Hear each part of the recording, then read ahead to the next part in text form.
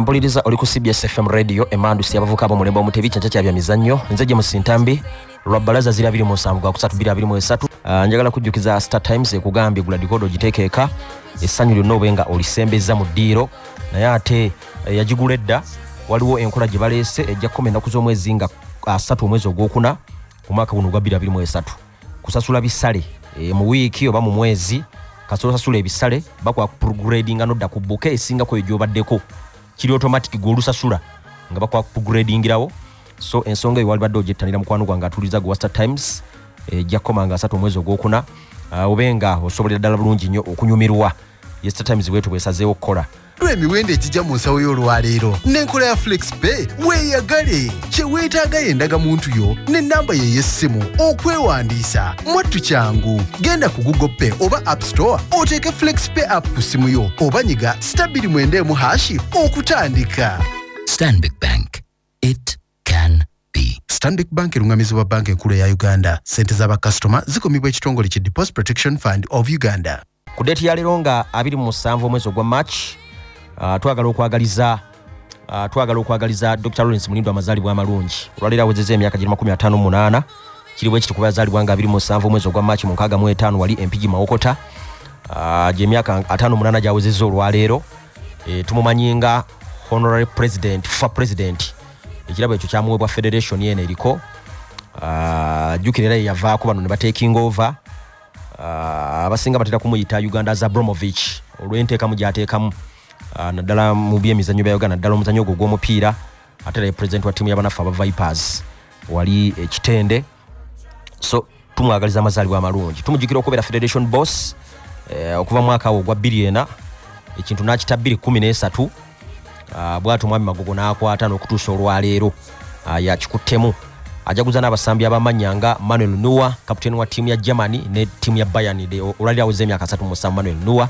lwakuba gimusanze naye ali ku bulwadde yamenyeka okugulu ne bakulongoosa katasamba mupiira then waliwo ne guy eyatebye goolu za Spain ebbiri bamuyita Joseru naye leero awezezza emyaka 33 yakoze debut nga alina emyaka 32 ye musambi omu Spain asoose okukola debut naye yataddewo likodi yabadde amaze emyaka 17 nga temenyebwa omusambi akyasinze obukadde okukola debut ku ttiimu ya Spain ye agikoze alina emyaka 32 mumujjukira aliko ebungereza mu ttiimu zinga Newcastle ndowooza ne Norwich City naye n'alemwa n'afulopinga kyaddaki ttiimu ya Spain yamuyise manager ono omupya gwe bayita De La Fuente so yembeera yabajaguza leero tubagaliza amazaalibwa amalungi mujaguza n'abantu abanene Emmanuel Neuer kapiteni wa ttiimu ya Germany World Cup winner ya 2014 saako ne Dr. Lawrence Mulindwa president wa ttiimu ya Vipers ate nga yaliko Fabos wakati wa 2004 ne 2013 mu mbeera y'emu waliwo omukulu aŋŋambye waliwo omupiira gw'abamakanika okuva mu Ndeeba wa Dinia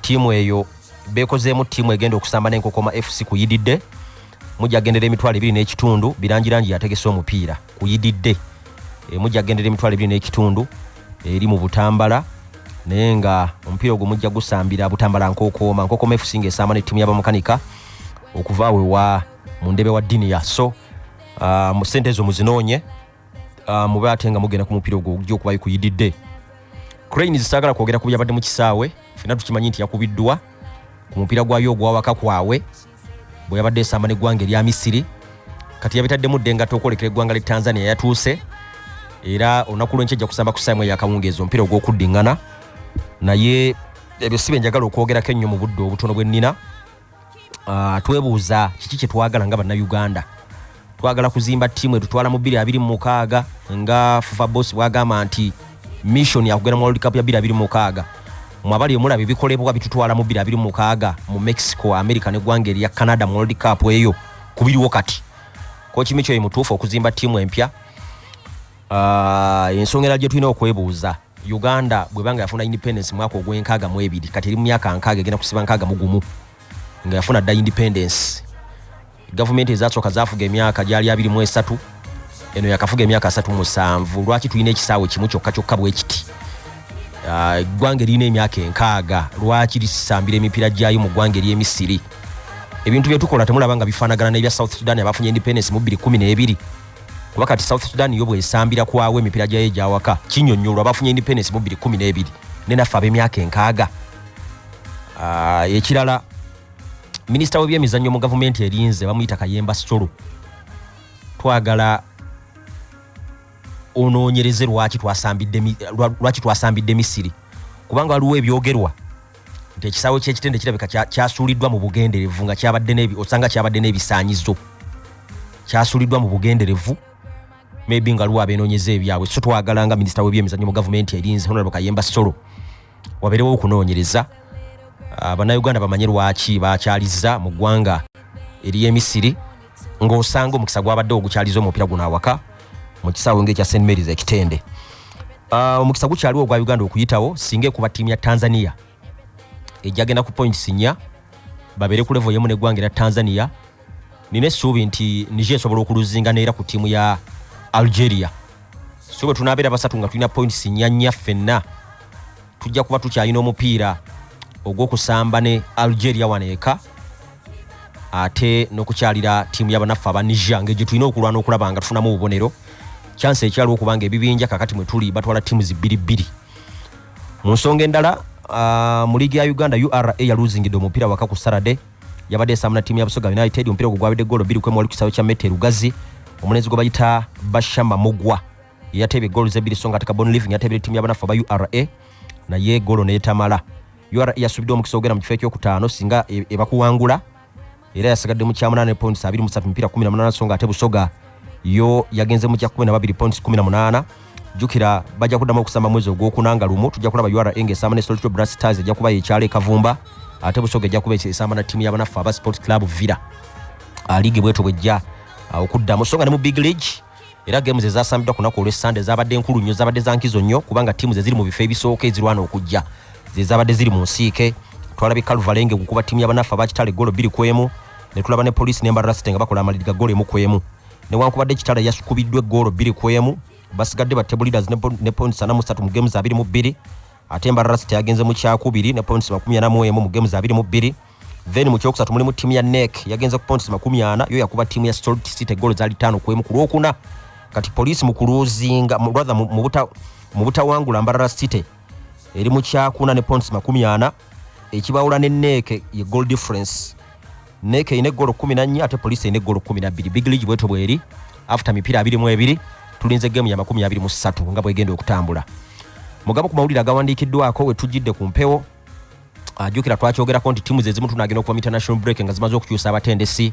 Sevilla mwagiraba yakyusa yagoba George Sampaoli nereeta omutendesi omulala omu Spain ne Bayern nayo yakyusiza owaayo kati balina Thomas Tuchel Julian Nagelsmann myaka 35 bamugyewo kakati ne Spurs batugamba ku mutual consent bajjewo Antonio Conte nga batendese emyezi 16 gyokka bwatyo nabanga agenze.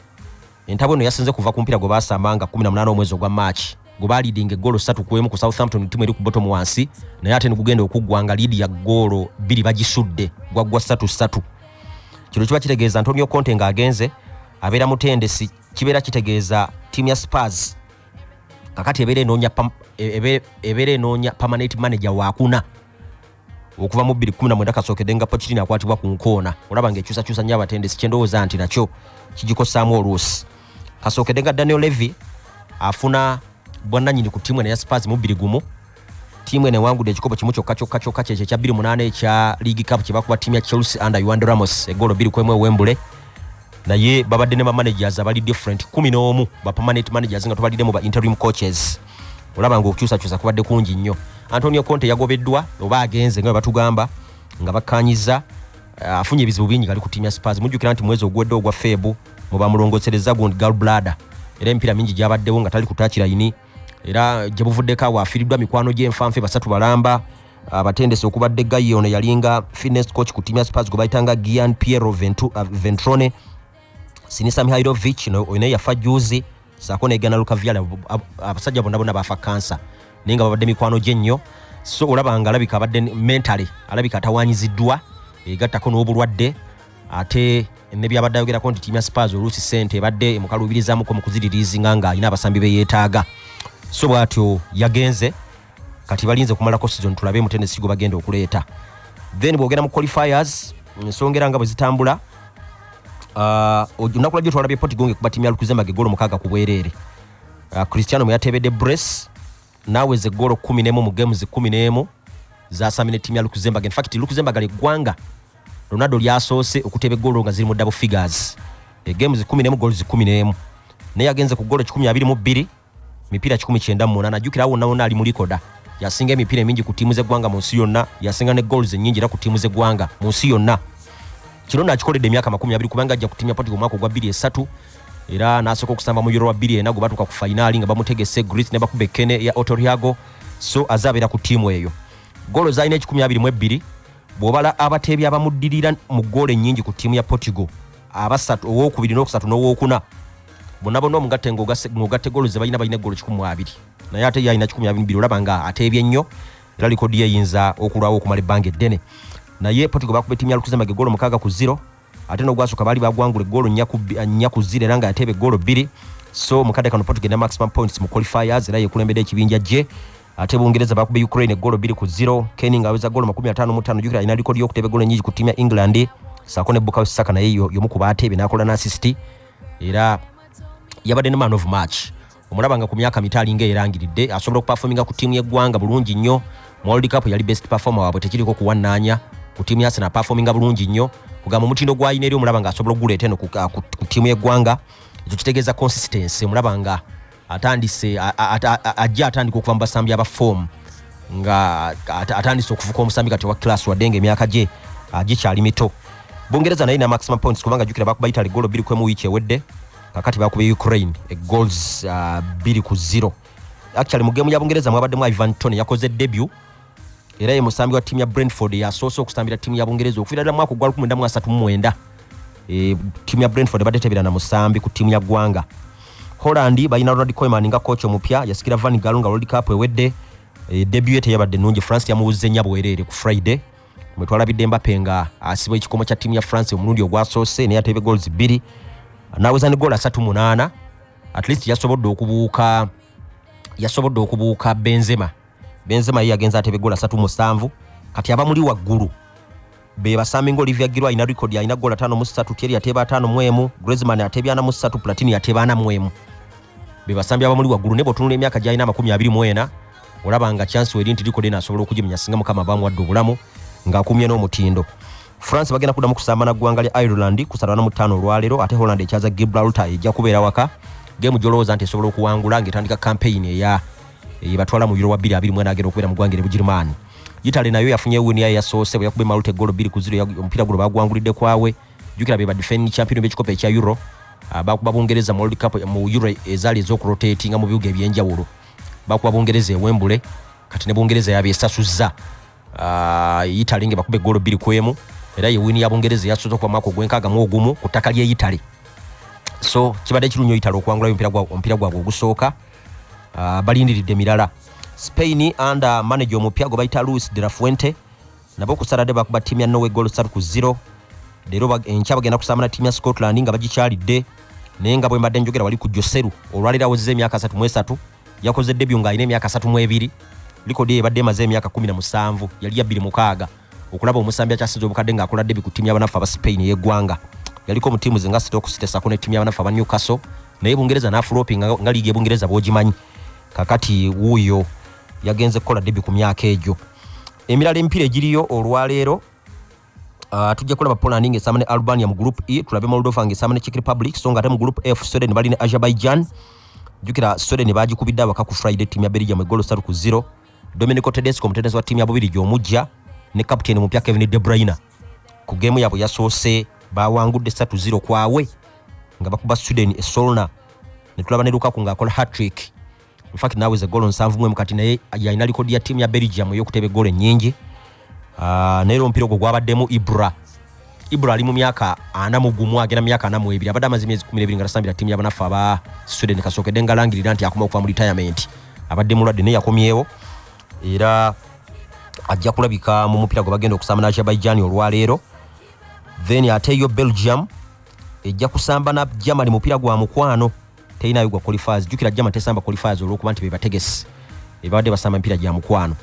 Bogenda kusama zinga Africa mu kibinja D Egypt yakuba Malawi goal 2-0 sala nawe ze goal 50 ku timu y'eggwanga gye bayita timu y'aba Farao. Kati balina points 6 naye basabaganye ne timu y'abanafu abagine ku points 6. ate timu zinga Malawi ne Ethiopia balina points 3 bajja kudama okusamba onako olwenche ekibinja ekyo. Then bwogenda ku Senegal bawutula Mozambique 5 kwemu ku Friday balina maximum points mwenda. Mani yomu kuba ateeba era yomu ne kuba kulembedde abateebi mu qualifiers ne Victor Osimhen. Then lero waliyo Guinea-Bissau okusamba Nigeria ku ssaawa emu. Jukira Nigeria baluzinze omupiira ku ggwanga eriri ranked namba 10-18 era Guinea-Bissau ate nga babakubira wake Nigeria babakubidde mu kisaawe ekya Mashoud Abiola Stadium mu kibuga Abuja. In fact bawadde ensonga ez'abakubizza bannamawulire bere abe Nigeria bagambye ekisooka yabadde bad pitch ekisaawe nti kyabadde kibi. Ensonga endala ne bekwasa goalkeeper Francis Ozoho nti yabadde naye si mulungi. Ensonga endala bagambye timu yabwe yabadde erakinga togetherness. Jukira abasambi yes ejjudde ba stars bangi ne bafunye obudde butono obutraininga ko bonna so kwatagana tekwabaddewo. Then n'ensonga endala mbu coach yayita abasambi abali ani fit. Jukira abasambi nga Victor Osimhen, Ademola Lookman, Alex Iwobi babadde basamba emipiira nga mingi nnyo gyakumukumu.